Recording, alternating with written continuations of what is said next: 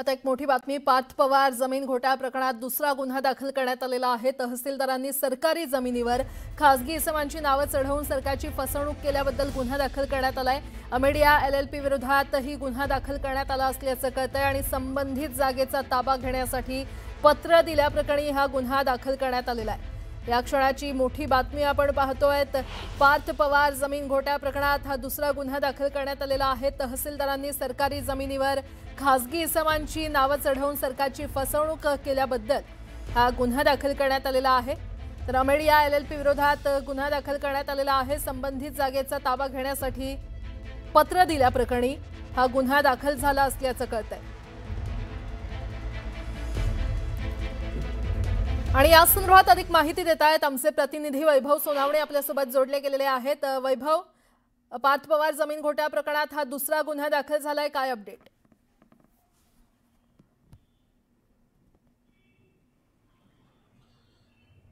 प्राजक्ता, पुणे पोलिसांच्या खडक पोलीस ठाण्यामध्ये हा दुसरा गुन्हा जो आहे तो पार्थ पवार यांची कंपनी जी आहे अमेडिया LLP त्याच्या विरोधामध्ये हा गुन्हा दाखल करण्यात आला। एकूण 9 आरोपी याच्यामध्ये करण्यात आलेले, ज्याच्यामध्ये सूर्यकांत येवले जे तहसीलदार होते ज्यांना काल निलंबित करण्यात आलं। ही जी सरकारी जमीन आहे या सरकारी जमिनीवरती खासगी व्यक्तींची नावं चढवून ती त्यांची असल्याचं भासवून त्याचा ताबा जो आहे तो मिळावा या संदर्भातली कार्यवाही जी आहे ती करण्यात आलेली होती आणि त्यासाठी खडक पोलिसांकडे हा गुन्हा जो आहे तो दाखल करण्यात आलेला आहे। बावधन पोलीस, पिंपरी चिंचवड पोलिसांकडे काल जो गुन्हा दाखल झालेला होता त्यातले 2 आरोपी याच्यामध्ये शीतल तेजवानी जी कुलमुख्तार आहे या सगळ्या प्रकल्पाची, या जमिनीची, आणि अमेडिया एंटरप्राइजेस LLP जी आहे पार्थ पवार यांची कंपनी, त्यांचे मामे भाऊ दिग्विजय अमरसिंह पाटील यांच्यासह सूर्यकांत येवले, हेमंत गावंडे, राजेंद्र विद्वंस, ऋषिकेश विद्वंस, मंगल विद्वंस, विद्यानंद अविनाश पुराणिक, जयश्री एकबोटे या 9 जणांवरती हा गुन्हा दाखल झालेला आहे। अत्यंत महत्वाची आणि मोठी बातमी आहे या मिनिटाची।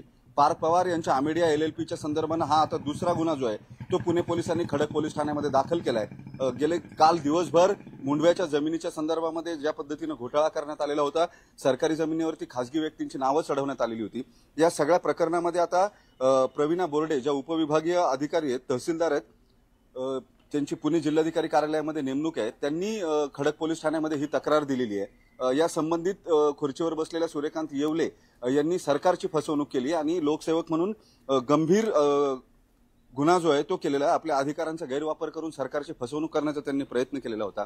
हे जे सगळं प्रकरण आहे या प्रकरणाचा हा आता दुसरा अध्याय सुरू झाला असं म्हणावं लागेल। काल या सगळ्या प्रकरणातल्या अनियमितता समोर आल्यावरती पहिला गुन्हा दाखल झाला होता तो मुद्रांक शुल्क न भरल्याप्रकरणी शासनाची फसवणूक केल्याचा, जो पिंपरी चिंचवड पोलिसांकडे दाखल केलेला होता मुद्रांक शुल्क विभागाने। आता दुसरा गुन्हा या संदर्भामध्ये महसूल विभागाने दाखल केलाय। या सगळ्या जमिनीवर, जी सरकारची जमीन आहे या जमिनीवरती खासगी इसम जे आहेत त्यांची नावं चढवलेली असताना त्याचं प्रॉपर्टी कार्ड बनवून ताबा घेण्याचा किंवा स्वतःची मालकी असल्याचं दाखवल्याचा प्रयत्न जो आहे तो करण्यात आलेला होता आणि या सगळ्या संदर्भानं हा गुन्हा दाखल करण्यात आलेला आहे। सूर्यकांत येवले, हेमंत गावंडे आणि त्याच्याबरोबरच राजेंद्र विद्वंस, ऋषिकेश विद्वंस, मंगल विद्वंस हे सगळे राहणारे जे आहेत ते नवी पेठ, पुणे, बानेर,